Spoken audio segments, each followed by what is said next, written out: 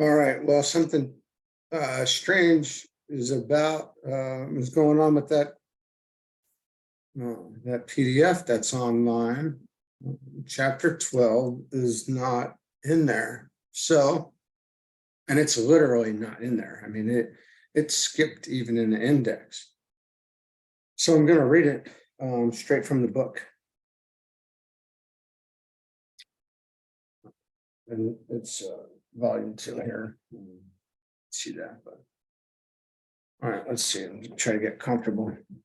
All right, the sun had disappeared below the horizon, and the beautiful afterglow, which foretold a peaceful night, was flaming across the entire expanse of sky.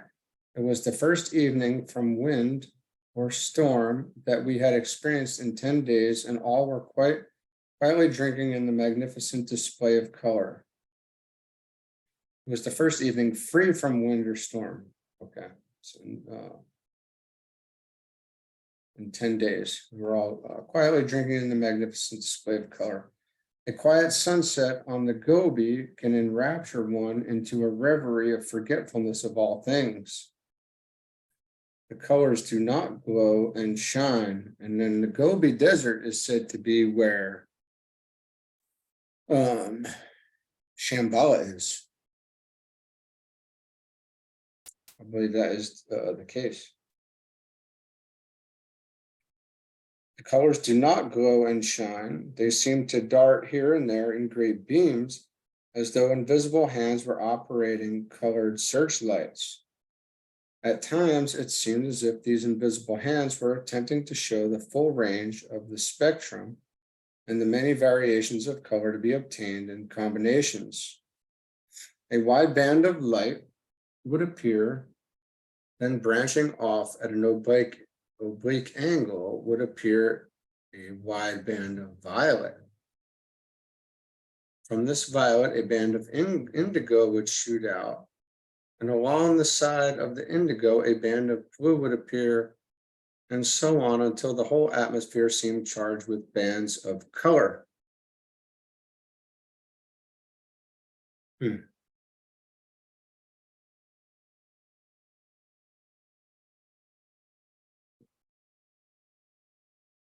Then they would combine and blend again to the band of white, which seemed quite stationary. Again, they flashed out in fan formation with beams of every color shooting in all directions. This gradually subsided into a solid golden color, which caused the undulating sands to appear like a sea of heaving molten gold.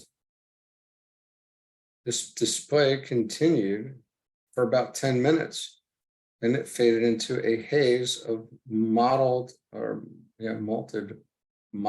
blue, yellow, green, and gray, which seemed to drop from the heavens like a robe of night. The darkness was upon us. So quickly did the darkness surround us that a number of the party expressed startled surprise at its suddenness. The leader of the expedition turned to Bagot, Iran, and asked if he would give us his version of the people who had inhabited the region and established the cities like the one that lay in ruins below us. He began by saying, "We have written records that have been carefully kept from generation to generation for over 70,000 years, and these records place the date of the founding of the city, the ruins of which lie below this camp, more than 230,000 years in the past. The first settlers came from the west as colonists many prior to the founding of the city.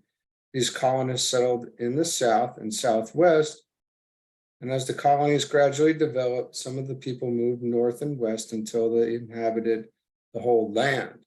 As fertile fields and orchards were established, the colonists laid the foundations for cities. At first, these were not large, but as years went by, it was found convenient to gather in these centers for closer fellowship in art and science.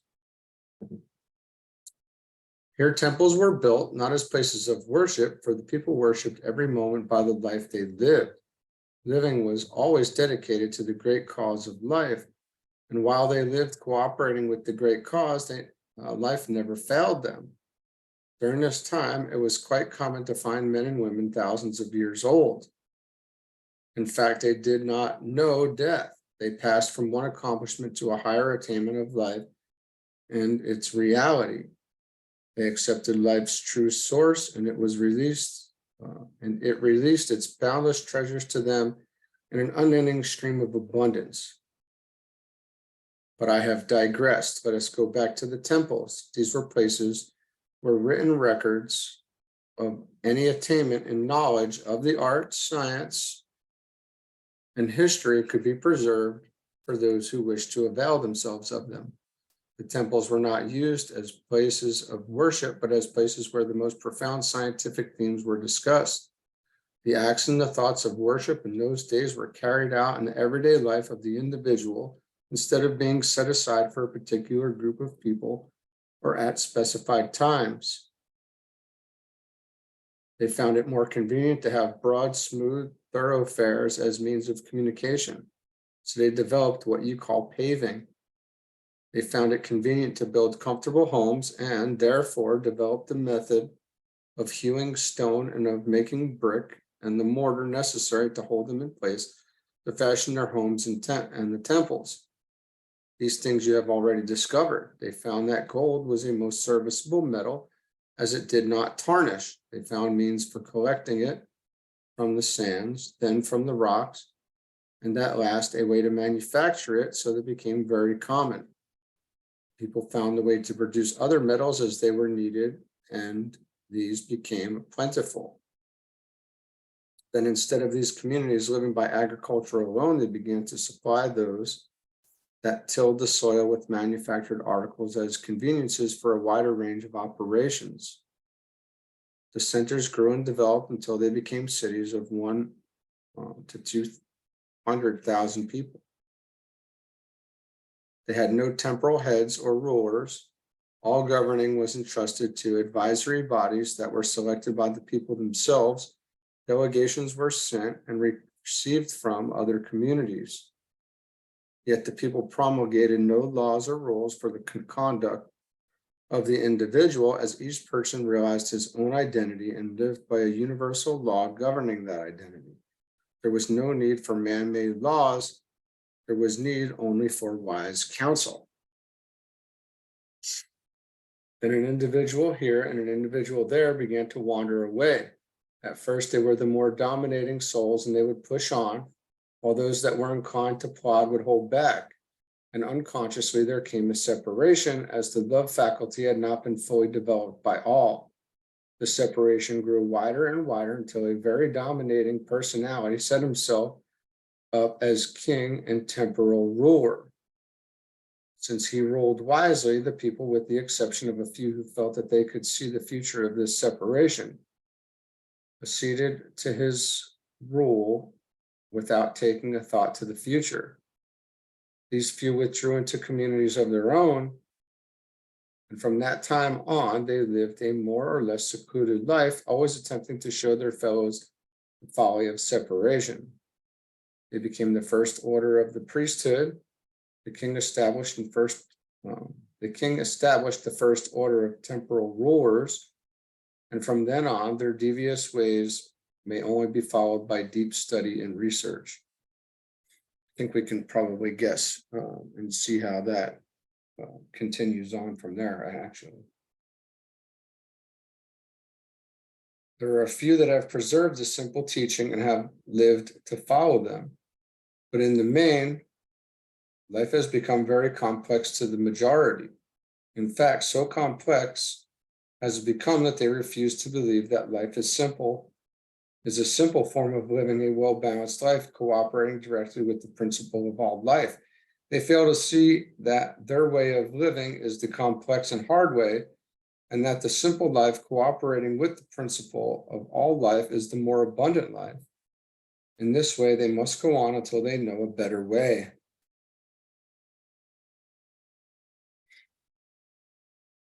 Here the speaker paused, standing silent for a moment. and a picture flashed before our vision. The picture was stationary at first, as has already been described. Then it became animated, the forms began to move, and the scenes changed momentarily or at his direction, as he explained each scene. He seemed to be able to hold or reproduce the scene at will as questions were asked and answered and explanations given. The scenes were those which were supposed to have been enacted in the ruined city below where we were camped. They did not contrast to any marked degree with scenes of a populous Oriental city of today, save that the streets were broad and well kept. The people were well clothed in raiment of good quality. Their faces were bright and cheery, and there were no soldiers, paupers, or beggars in evidence. The architecture attracted our attention as the buildings were well and substantially built and of very pleasing appearance. Although there seemed to be no attempt at display, one temple stood out magnificently beautiful. We were told this temple was built entirely by volunteer hands and was one of the oldest and most beautiful in the land. On the whole, if these pictures were representative, the people must have been contented and happy. We were told that soldiers did not make their appearance until after the second king of the first dynasty had reigned for nearly 200 years. That king, in order to keep up his retinue, began taxing the people, and soldiers were appointed to collect the taxes. In about 50 years, poverty began to show in isolated places. It seems that about this time, a portion of the people who were dissatisfied with the kingdom and with those who had assumed the rule withdrew. Baird T and his people claimed the lineal heritage of this race. As the night was well advanced, Baird suggested that we adjourn and retire, since it would be much pleasanter to make an early morning start. About 3 hours of the full noonday heat was uncomfortable for travel, and the time of winter storms was fast approaching.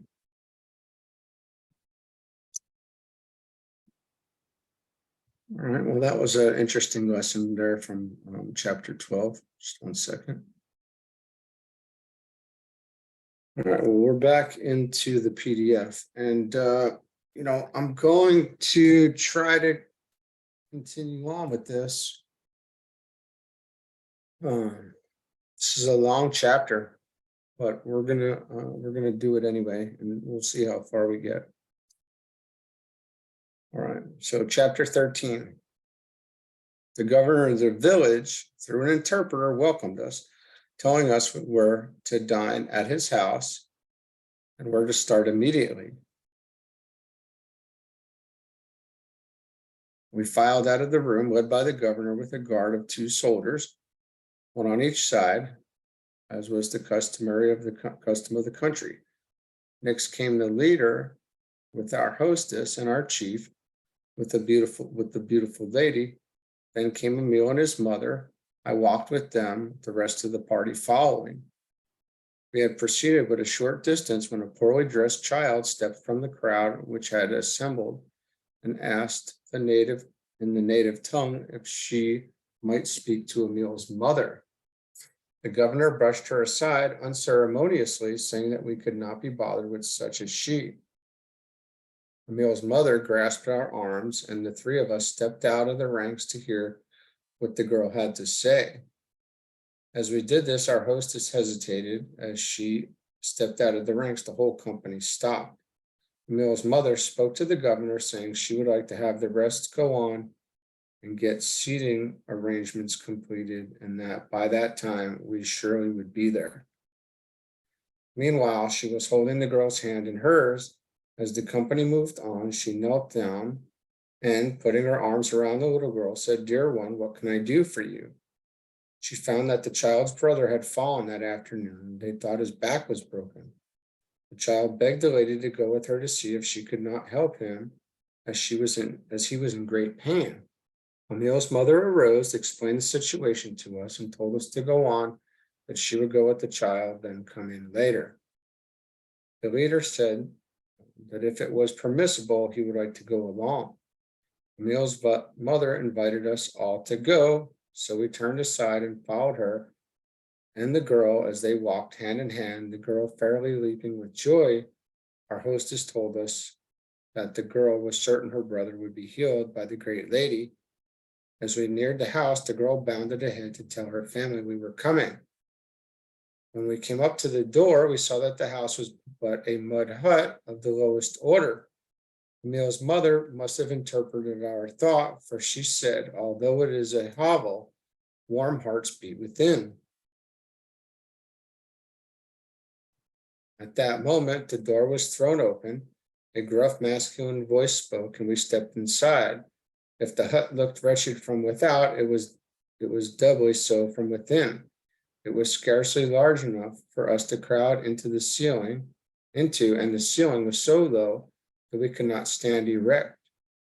A dim witch light burned and cast a weird light upon the hard faces of the father and mother as they sat amidst their squalor.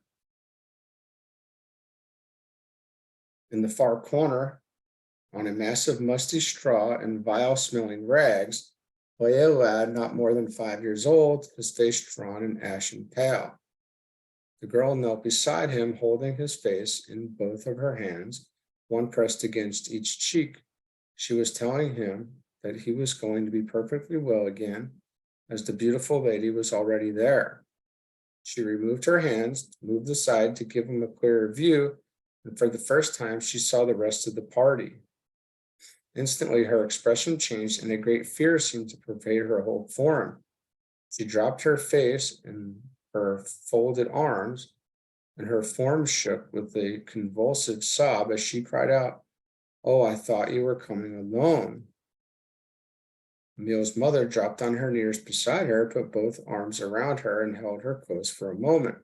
She became silent, and Emil's mother said she would send us away if the girl wished to have us go. The girl said she was only surprised and frightened, that we need not mind her, and she was only thinking of her brother. Then Emil's mother said, "You love your brother dearly, do you not?" The girl, who could not have been more than 9 years old, said, "Yes, but I love everyone." Conversation was interpreted to us by Emil, as none of our party spoke the language. Emil's mother said, "If you love your brother so much, you can help to heal him." And she told the girl to take the position, and she had been in place, and to place her hands on each side of his face. Then Emil's mother moved so that she could place her hand on his forehead. Almost instantly, the moans ceased. The boy's face lighted up. His little form relaxed. A perfect calm set over over the whole scene, and the child slept quietly and naturally. Emil's mother and the girl sat as they were for a few moments. Then, with her left hand, the lady gently removed the girl's hands from the boy's face, saying, "How beautiful is he, how strong and fine." Then Emil's mother removed her hand ever so gently, and as I happened to be standing near her, when she extended her left hand, I reached out my hand in order to assist her to her feet. As her hand touched mine, such a thrill went through my whole body that it left me perfectly helpless. She sprang lightly to her feet and said, "For a moment, I forgot myself. I should not have taken your hand as I did, for momentarily I seemed to be overwhelmed, so great was the power that was flowing through me. I recovered my composure almost instantly. The others did not notice, as they were all deeply engrossed in what was going on around them." And it's interesting to hear this. If we read esoteric healing, we know that we raise the body's vibration, and that's how it's so this matches up actually with what esoteric healing discusses. The girl had suddenly thrown herself at Emil's mother's feet, clasping each in one of her hands, was frantically kissing the coverings. Emil's mother reached down and with one hand turned the fervent, tear-stained face upward. then knelt and clasped the child to her and kissed her eyes and lips. The child put both arms around the mother's neck and both were motionless for a moment. Then that strange light began to pervade the room, and it grew brighter and brighter until every object seemed to be suffused with the light and nothing cast a shadow. The room seemed to be expanding. The father and the mother of the two children had sat on the dirt floor in stony-faced silence thus far. They arose, and the expression on their faces changed to blank dismay, then to fright, and the man bolted through the door, nearly upsetting the leader of the expedition in his haste to get away. The mother of the household threw herself prostrate at the side of Emil's mother, and sobs shook her frame. Emil's mother placed her hand on the woman's forehead, speaking in a low voice to her. Presently the sobs ceased. She drew herself to a half-sitting, half-kneeling position, and saw the transformation that had taken place in the room. The expression on her face changed to one of terror. She rose hastily to her feet and started to run from the room. Emil reached out his hand and took one of her hands while the beautiful lady took the other. They held her hands thus for a moment, and the frightened expression changed to a smile. They looked around, and in place of the hovel we had entered, we were in a moderately comfortable furnished room with seats, table, and a clean bed. Emil walked over and picked up the boy, still sound asleep from the heap of musty straw and rags, placed him tenderly on the clean bed, and drew the covers over him. As he did so, he stopped and kissed the child's forehead as tenderly as any woman could have done. Emil's mother and the girl arose and walked to where the mother of the household stood. We all gathered around them. The mother sank to her knees and grasped the feet of Emil's mother, began kissing them and entreating her not to leave. Emil stepped forward and, stooping down, took the woman's hand and drew her to her feet, all the time speaking quietly to her in her own language. As she stood erect, the old soiled garments she had been wearing were changed to new ones. She stood in mystified silence for a moment, then threw herself into the outstretched arms of Emil's mother. They stood in this attitude for a moment, when Emil reached out and, placing his hands upon their arms, separated them. Then the girl rushed forward with outstretched hands, crying, "See, see, my things are new." She turned to Emil's mother, who stooped and picked her up. The child put her arms around her neck, with her face close to her shoulder. The leader of the expedition was standing just back of Emil's mother, and the child reached out her hand over the mother's shoulder toward him, lifted her face, and gave him a happy smile.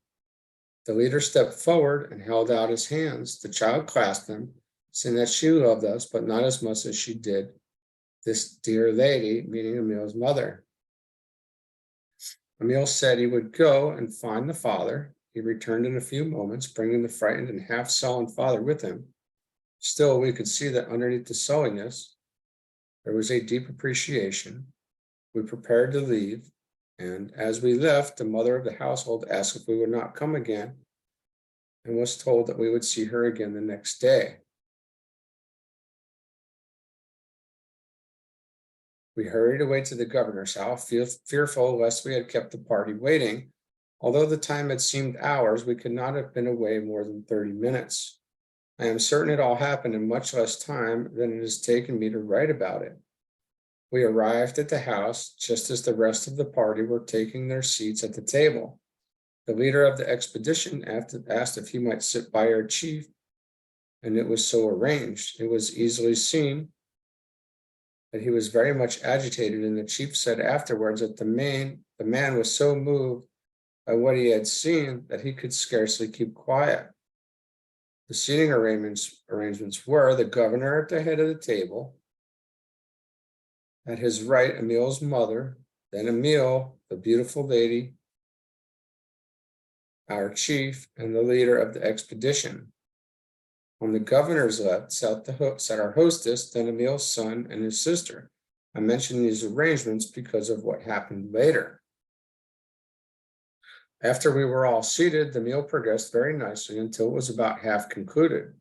The governor addressed Baird T, asking him if he would not continue a talk he had started a short time before, which had been interrupted by the arrival of a governor from a larger village. Baird T arose and said they had been talking of the similarity of the lives of Buddha and Jesus. With our permission, he would continue to talk, but it would be necessary to speak in a language that the host understood, as it was not customary to have an interpreter unless the speaker did not speak the language of the people. Jast volunteered to act as interpreter, but when the governor understood the situation, he insisted that Baird T should speak in English, and Jast would interpret to him, as the greater majority spoke and understood English. Then Baird T went on to say, we can compare in our own thoughts what the power of man would be if all the attributes of true spirit dominated his every action, deed, and thought. Or as Jesus said, when the Holy Spirit has come upon you. In this he referred to the time when the God power should fully determine the lives of all his children. This means God manifest in the flesh, in reality, that we not see this spiritual unfoldment for all people coming through the lives and teachings of the seers and prophets in a greater or lesser degree in proportion as their spiritual unfoldment approaches the perfect development of God manifesting throughout all his children. It is quite evident that those who have followed steadfastly the true ideals of life, which they have perceived as coming directly from God, and thus connecting God with man, have made the greatest attainments towards nobility of character, purity of soul, and moral grandeur of life. Should those who seek to follow them by incorporating their ideals and individuality be able to accomplish as they have accomplished, the world must finally accept that the lessons they gave out as their lives presaged the undeveloped possibilities of all God's children. I think that's certainly the case, as we've learned many times before, or have read many times before. Still, none of these claimed that they had reached the ultimate perfection what God has chosen for his children. For Jesus said, he that believes in me, the works that I do shall he do also, yet I go unto the Father. Both Jesus and Buddha said, you shall be perfect even as your Father in heaven is perfect. These sons of God are not mythical persons, but their lives and works have spoken definitely in the lives and hearts of men all down through the historical ages. There have been myth and tradition woven about their lives. The effective test is for one who is interested in their lives and characters personally to accept and apply their teaching in his everyday life. The fact that the ideals expressed by these great men are those held as the ideals that govern all truly great people is a further proof of their truth. If one attempts to refute the lives of these great men, one may as well ask why great religions exist. It is most certain that they are the foundation and bear the footprints of an irresistible instinctive urge or instinct which has presaged the great depth and true basis of the betterment of mankind. And they outlive and outshine any other possible attempt to relieve the human family from limitation and bondage. The records of these men's lives are preserved for us, and their lives become a legitimate source of inquiry and research if we will but open our hearts, pursue this inquiry with an open mind, and make their lives, teachings, and ideals our very own. In no other way can we enter in and become one with their lives. This has been the inspired message of every true seer since the world's history began. Two, at least, of these spiritually enlightened men, Jesus and Buddha, brought to fruition the great possibilities they taught. They have said in almost the same words, I am the way, the truth, and the light, and the light of life for all men. In the divinity of their attitude, they assumed they could truly say, I am the light of the world. He who follows me, who walks and lives as I have lived, shall not walk in darkness, but shall have eternal life and shall be abundantly free from all limitations. Both in nearly the same words said, to this end was I born, and for this cause I came into the world, that I should bear witness unto the truth. Everyone that is of this truth hears my voice. These words must have had a direct bearing upon the true unfoldment of the Christ life in every child of God. Do not all the religions of the world reveal a higher power in man that is struggling to be free from the limitations of sense? The scriptures of the different races are outward expressions of this intelligence. The book of Job in your Bible antedates all your history. It was written in this country, and its mystical meaning has been preserved through all the changes that have taken place, although it has been nearly smothered by the addition of folklore. Though the people were nearly all consumed, the mystical word of Job will never be consumed. For he that dwells in the secret place of the Most High dwells in the shadow of the Almighty One. Another thing we must see is that all scripture came from religion and not religion from the scriptures. The scriptures are a product of religion, not the cause of it. The history of religion came out of the experiences, while the Gospels came out of all religions. You will soon find that unity of purpose and effort will be the most potent means to attain any desired end. Instead of numerous people thinking in all directions and pulling in as many, they will think as one. Then man will know what it means to give a long pull and a strong pull and a pull all together. Then you will see that when the unity of will is set in motion, all things are possible. When man casts the selfish satanic thoughts from his consciousness, the battle of Gog and Magog will cease, and this will not be accomplished by any outside deity. Pretty profound statement there. When Jesus said, my words are spirit, they are life, he touched that inner word that created all things. And he knew that his word was filled with a life essence and the moving power that would produce the thing he desired. If these words would ring through the souls of all men and nations, they would know that they have access to the fountain of eternal life which flows from God. Some may express the Christ by seeing the Christ enthroned just back of the heart, seat of love. From this throne, see the Christ directing every activity of your body in perfect accord with God's immutable law, and know that you are cooperating with Christ in the ideals received direct from the divine mind. Then see the Christ seated on his throne, expanding and including every atom, cell, fiber, muscle, and organ of your whole body. In fact, he has expanded until your whole body is the pure Christ, the only begotten Son of God, the pure temple where God is at home and loves to dwell.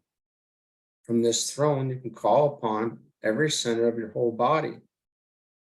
You can say to those sinners that you are positive, loving, powerful, wise, fearless, a free spirit.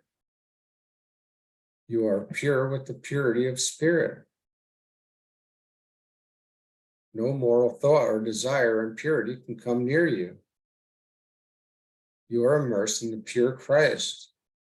The spirit of life in the Christ makes you the temple, the pure temple of God. Here you may pause and say, Father, in this as well as in all things, reveal the Christ, your perfect Son, to me, in me. Then bless the Christ. When you have realized the Christ, you may hold out your hand, and if it is gold you want, the gold will be there. Here he held out his hand, and there was a circular disc of gold, somewhat larger than an English sovereign in each hand. He passed them to those sitting at his right and left, and they, in turn, passed them on until the discs had made the rounds of the whole table. We preserved them and had them examined by experts who pronounced them pure gold. If you wish to assist others, see the Christ enthroned in them as he is in you, and speak to the Christ in them as though you were talking directly to them. If you want to get a clearer view of any subject than you have at present, let the Christ speak mentally to the abstract soul of that subject or thing. Then ask the intelligence within the thing to tell you about itself. About that for a little bit of a perspective switch, right? God's children are just as necessary to him in the carrying out of his perfect plan as any plant, flower, or tree is. It is necessary for him to cooperate in the perfect way which he sees. He sees. It was the withdrawal of man from this perfect plan to cooperate that threw the world out of balance and caused great waves to sweep over and destroy the greater portion of his children. It is the perfect thought of love cooperating with poison power in the hearts of God's children that holds the earth in balance. When they dissipated that force in the thoughts of sin and lust, it swung so far out of balance that the great waves rushed over and nearly annihilated man and the work he had accomplished. At that time, man had accomplished far more than he has today. But God cannot control man's thoughts of love and balance or hate and unbalance. They are for man to control. When the thought force that threw the earth out of balance was dissipated by the great cataclysm it had brought on, then God in his mighty power could restore the earth to its proper equilibrium or balance. But as long as man's thought held sway, God was powerless to act. Here, Baird T ceased speaking and took his seat.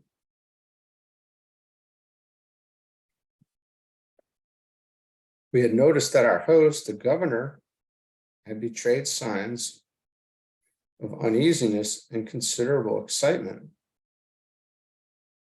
And when Baird T took his seat, our host's excitement burst forth in an exclamation which carried the meaning of dog of a Christian, you have defamed the name of our fair Buddha, and you shall suffer. All right, so now we have a twist of events here. At this, he pulled the cord that hung from the ceiling near him. Instantly, 3 doors flew open at the opposite end of the room from where he was sitting, and in rushed 30 soldiers with drawn swords. He had risen from his seat at the table, and the 2 guards who had accompanied him and were standing just back of his chair during the meal stepped forward to his side. Raising his hand, he gave an order. 10 of the soldiers came forward and arranged themselves along the wall back of where Baird was sitting. 2 stepped forward and took their stand just back of and on the side of his chair.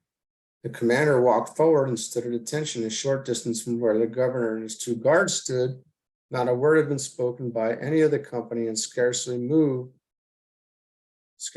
had been made. We sat completely overcome by the suddenness of the change. Then a deep silence seemed to fall, and a strong light blazed forth in the room at the head of the table, just in front of where the governor stood. Every eye was upon his face as he stood with upraised hand, as though about to give another order, but his face was ashen pale, and a look of horror had come over it. A dim form seemed to be standing on the table before him. All heard the word "stop" pronounced clearly and very forcefully, and the word itself stood out in flaming letters between the dim form and the governor.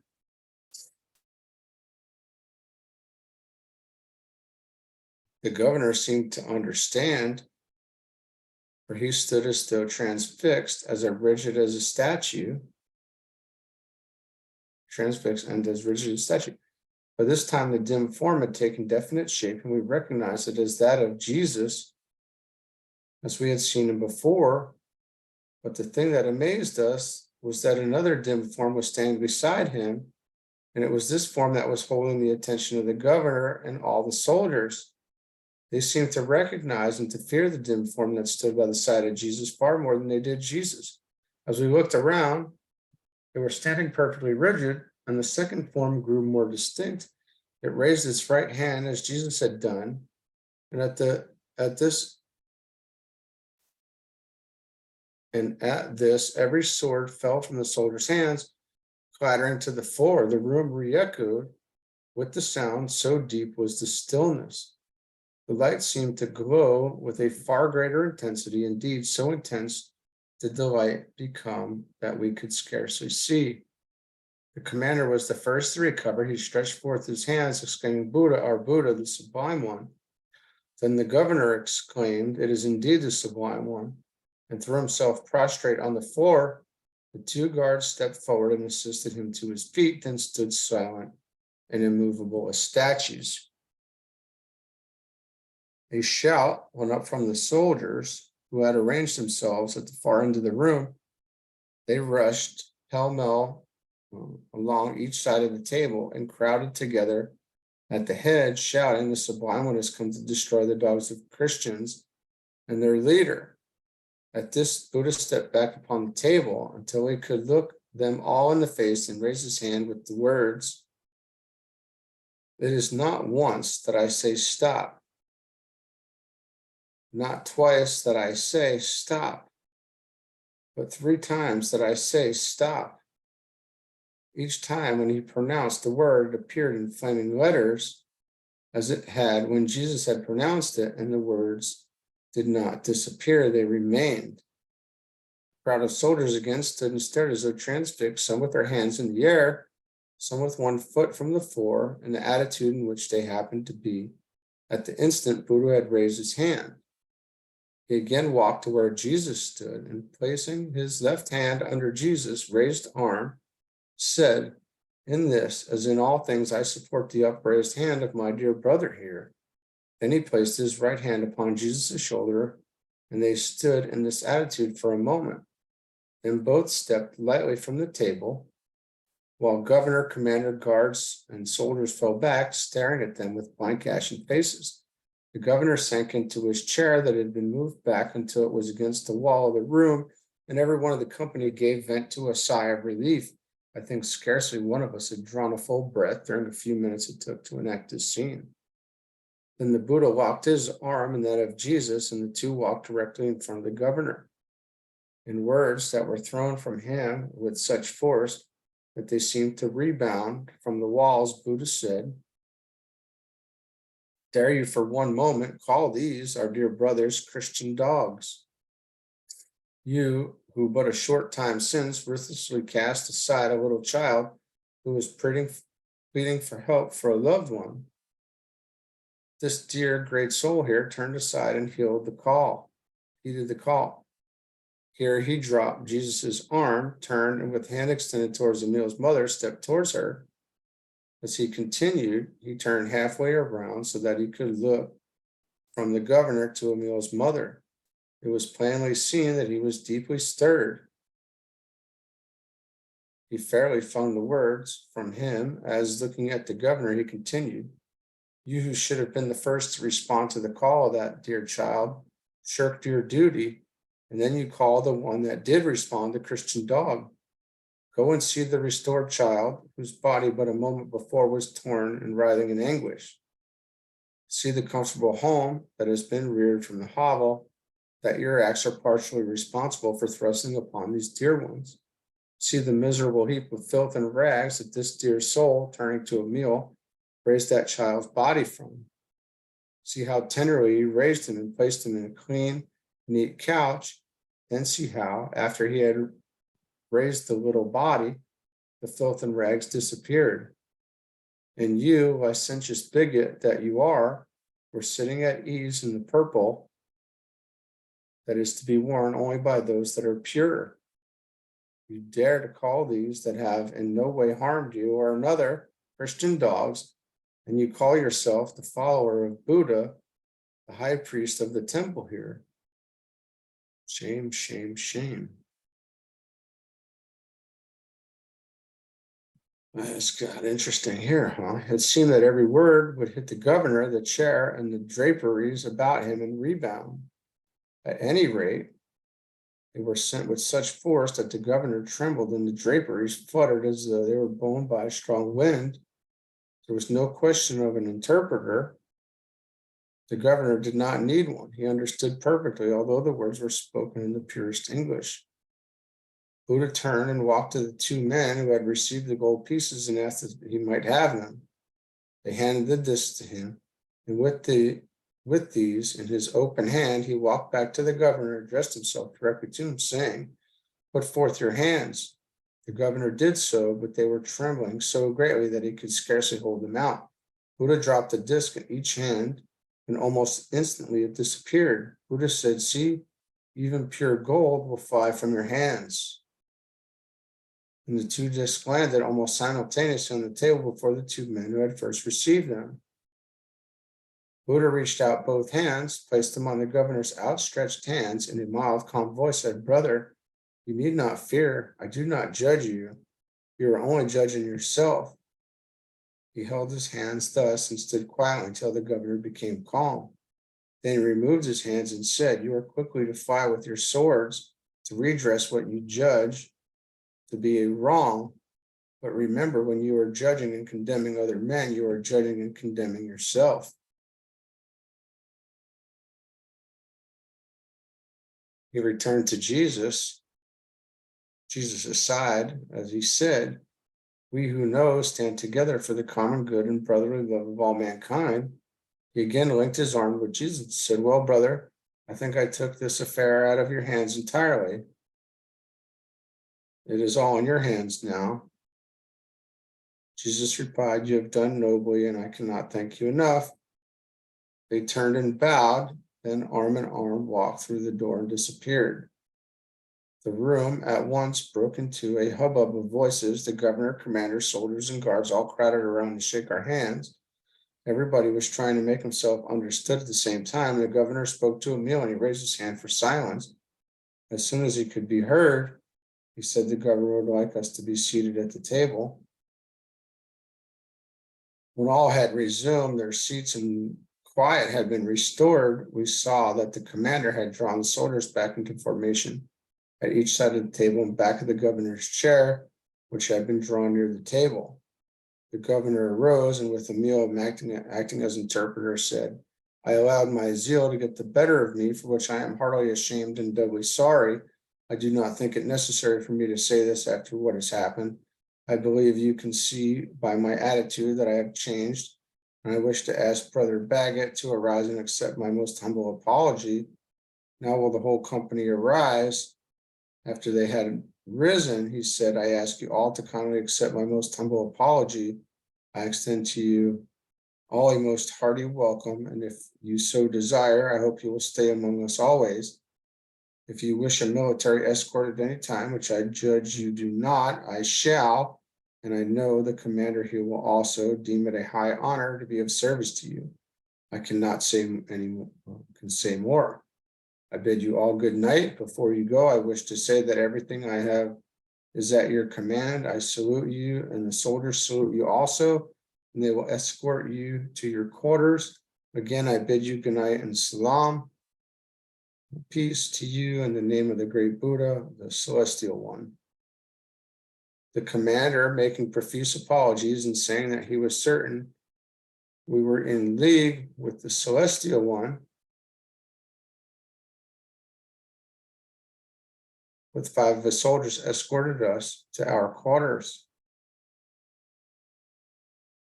As they left, they gave us a salute, which is executed by forming a half circle around the commanding officer and presenting their swords so that their points just touched the point of their commander's sword. Then they turned quickly, swept off their hats, and salaamed very, very low, touching one knee to the ground. The salute is given only on a great occasion, great state occasions. We accepted this salute as best we knew how, and they departed. We went into the house, immediately took leave of our friends and host, and prepared to go to our tent. There were so many of us that the rest house had not accommodated all. So our camp had been set up in the enclosure at the rear of the house.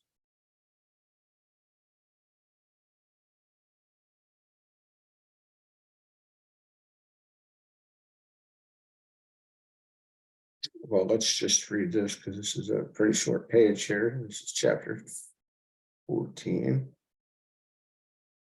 When we were summoned to breakfast that morning, the leader was the first one up. He hurried through his morning toilet like an eager schoolboy. I don't know what that means. He hurried through his morning toilet like an eager schoolboy. After he had finished, he urged everybody to more haste. We finally went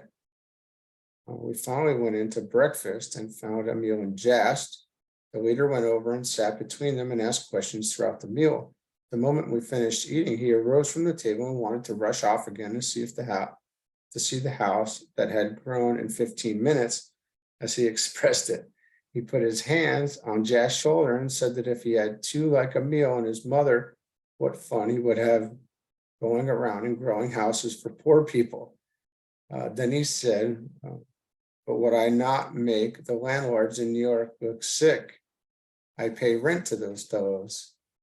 Then Emil said, suppose they would not let you grow houses for them.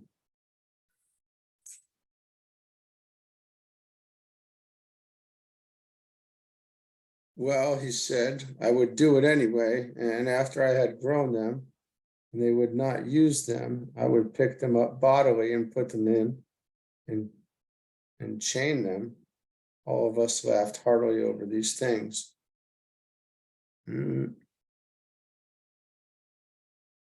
Our party was so large, it was thought best not to go in a body to see the little house. It was arranged that we were to go in groups of 5 or 6. The personnel of the first group was to be Emil, the leader, 1 or 2 of the ladies, and myself. We started out, and Emil's mother and our hostess joined us. We walked on until we came in sight of the house. The little girl came running out to meet us and threw herself in Emil's mother's arms, saying that her brother was strong and fine. As we reached the house, the mother of the child came out, dropped to her knees in front of Emil's mother, and began telling how she adored her. Emil's mother put out her hands and assisted her to her feet, telling her that she must not kneel to her, that what she had done for her, she would do for anyone, that she was not to praise her, but the Great One for the blessing she had received. The little boy opened the door and the mother motioned us to go in. We followed the ladies in with our hostess interpreting for us. There was no question that the house was there. It contained 4 rooms and was very comfortable. It was surrounded on 3 sides by the most miserable hovels. We were told that the occupants of the hovels were going to move away as they thought the house was of the evil one and might destroy them if they stayed. All right. Well, that is very interesting there. And it looks like we're going to finish up the book probably tomorrow, as I believe there are only 16 chapters. So we will move on to another here shortly. But yeah, we'll finish this up tomorrow morning, I hope. And we're going to keep going and keep learning and keep synthesizing and keep putting the chart together. All right. Have a good one. See you soon.